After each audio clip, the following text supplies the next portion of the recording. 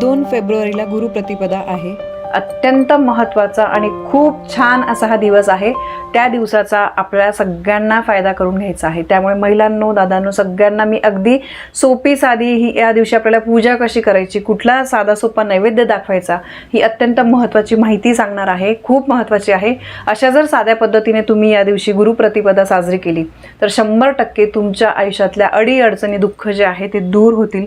आपल्या दत्त महाराजांचा, स्वामी महाराजांचा भरभरून आशीर्वाद तुम्हाला मिळेल। आणि आपल्याला माहिती आहे, भिऊ नकोस, मी तुझ्या पाठीशी आहे, असं आपल्या स्वामींचं वाक्य आहे। तर त्यामुळे अशा शुभ दिवशी जर या काही गोष्टी केल्या ना, तर नक्कीच आपले स्वामी आपल्यासोबत नेहमी राहतात। आपले दत्त महाराज आपल्या पाठीशी नेहमी उभे राहतात। तर बघा, अगदी साधी सोपी सेवा सुद्धा या दिवशी करायची आहे। गुरुप्रतिपदा खूप प्रभावी दिवस आहे। बघा, माघ महिन्याच्या शुक्ल पक्षाच्या प्रतिपदेला गुरुप्रतिपदा आपण साजरी करत असतो। आपल्या सगळ्या दत्त भक्तांसाठी, स्वामी भक्तांसाठी हा दिवस अत्यंत महत्त्वाचा आहे। खूप म्हणजे पर्वणीचा आपण दिवस म्हणू शकतो। म्हणून अगदी साध्या भोळ्या मनाने छान अशी जमेल तशी सेवा करा आणि नैवेद्य अर्पण करा। सगळी माहिती मी तुम्हाला देते। बघा, गुरुप्रतिपदा म्हणजे दत्त अवतार श्री गुरु नृसिंह सरस्वती महाराज यांच्या शैल्यगमनाचा हा दिवस म्हटला जातो। याबद्दल थोडीशी माहिती आहे तर ती मी तुम्हाला सांगते, कारण व्यवस्थित माहिती जाणल्यावर मग आपल्याला त्या दिवसाचं महत्त्व कळतं आणि मग सांगितलेल्या सेवा उपाय करण्यासाठी आपण जास्त उत्सुक होतो। तर बघा, दत्त महाराजांचं पहिलं रूप होतं श्रीपाद श्रीवल्लभ। त्यांचा जन्म जो आहे आंध्र प्रदेशमध्ये पिठापूर या गावामध्ये झाला होता। यानंतर त्यांचा दुसरा अवतार म्हणजे नृसिंह सरस्वती महाराज यांचा जन्म महाराष्ट्रातल्या अकोला जिल्ह्यातील लाडकरंजे गावामध्ये झाला होता। माता अंबा भवानी आणि वडील माधव यांच्या घरामध्ये त्यांचा जन्म झाला होता। बऱ्याच लोकांना माहीत असेल की जेव्हा नृसिंह सरस्वती महाराज यांचा जन्म झाला होता तेव्हा त्यांचं नाव शाळग्राम असं होतं। पण जन्म झाल्यानंतर त्यांना लगेचच त्यांनी ओम या शब्दाचा उच्चार केला। म्हणजे बघा, लहान बाळ जसं पहिले बाबा, मामा असे शब्द म्हणायला लागतात, त्याप्रमाणे महाराज जेव्हा पहिला शब्द बोलले तर त्यांनी ओम या शब्दाचा उच्चार केला होता। आणि मग 7 वर्षापर्यंत ते फक्त ओम ओम ओम या वर्षाचाच ते जप करत राहिले। या व्यतिरिक्त त्यांनी दुसरा कुठलाही शब्द बोलले नाही। ते लहानपणापासून बाकी इतर मुलांसारखे कधी रडले नाही। त्यांच्यामध्ये काहीतरी वेगळी ऊर्जा होती असं लोकांना सारखं जाणवायचं। हे काहीतरी मोठा अवतार आहे, हे काहीतरी इतरांपेक्षा काहीतरी वेगळे आहे असं नेहमी त्यांच्याकडे बघून वाटायचं। त्यांनी अनेक लोकांचे दुःख दूर करायला सुरुवात केली, तर त्यामुळे त्यांचं नाव नरहरी असं लोकांनी ठेवलं। नंतर वयाच्या 8व्या वर्षी आपल्या आईकडून त्यांनी वेदवाणीची भिक्षा घेतली आणि तेव्हापासून ते बोलू लागले।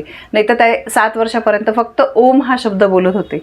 आणि नंतर 8व्या वर्षी त्यांनी आई वडिलांचा, आपल्या माता पित्यांचा आशीर्वाद घेऊन बद्री केदारनाथ येथे ते जाण्यासाठी निघाले।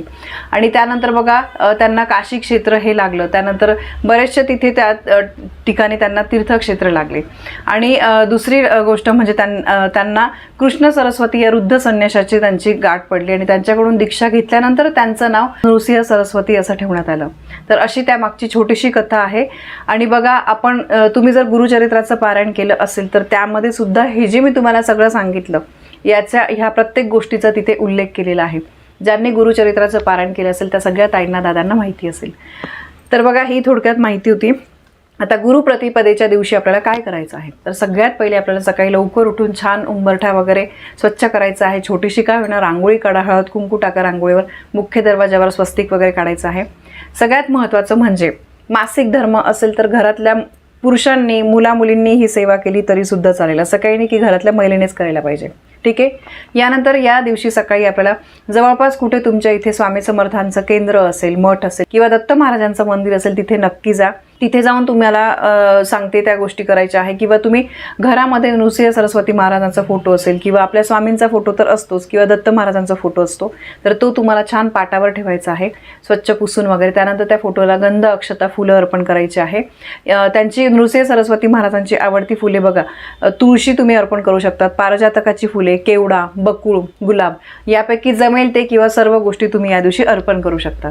आणि दुसरी गोष्ट म्हणजे आपल्याला गणपती बाप्पांची आरती करायची आहे, दत्तांची आरती करायची आहे, आपल्या श्री स्वामी समर्थ महाराजांची आरती करायची आहे आणि नृसिंह सरस्वती महाराजांची सुद्धा आरती करायची आहे। या सगळ्या गोष्टी तुम्हाला गुगलला मिळतील। तुम्ही यूट्यूबला लावा आणि शांत मनाने पूजा केली तरी सुद्धा चालेल। यासोबतच बघा, अजून महत्त्वाची सेवा म्हणजे या दिवशी 11 माळी श्री स्वामी समर्थ या मंत्राचा जप। जमल्यास 11 माळी नक्की करा, नाही जमत आहे, ऑफिस वगैरे आहे, तुम्ही 1 माळ तरी श्री स्वामी समर्थ या मंत्राचा जप करायचा आहे। आणि गुरुचरित्राचा 51 आणि 52वा अध्याय या दिवशी वाचायचाच आहे। सकाळी वाचा, दुपारी वाचा, चालेल, फक्त दुपारी 12 ते 12:30 मध्ये वाचू नका।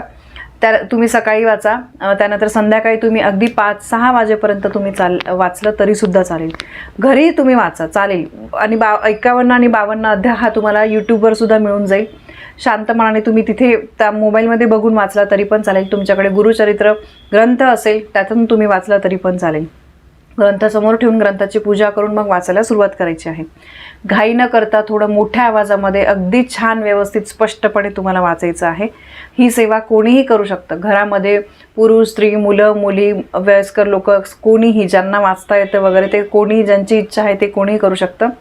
गुरुचरित्राचा 51 आणि 52वा अध्याय ही त्या दिवशीची सगळ्यात महत्त्वाची आणि सगळ्यात चांगलं फळ देणारी ही सेवा आहे. कळालं? आता दुसरी गोष्ट म्हणजे बघा, नैवेद्य काय ठेवायचं आहे. तर बघा, तुम्हाला हा जो नैवेद्य आहे हा महाराजांचा आवडीचा नैवेद्य आहे. आणि या दिवशी जर ही सेवा केली, हे नैवेद्य दाखवलं ना तुम्ही, तर तुम्हाला महाराज सगळं काही देऊन जातील. खूप मोठ्या अडचणीमध्ये आहात, काही मोठे दुःख आलेले आहे, तर त्याच्यातून बाहेर पडण्यासाठी हा आपल्याला अतिशय सुवर्ण संधी आहे. नक्की तुम्ही न विसरता ही सेवा करा.